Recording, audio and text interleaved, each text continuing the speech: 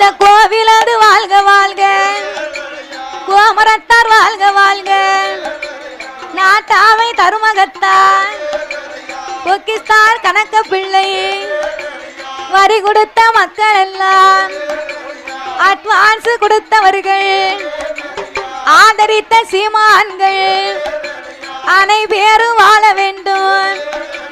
பூஜை செய்த பூசாரி புஷ்பம் கொண்டு வந்தவர்கள் புகழுடனே வாழ வேண்டும். பந்தலது போட்டவர்கள் அலங்காரம் செய்தவர்கள் அனைவரும் வாழ வேண்டும்.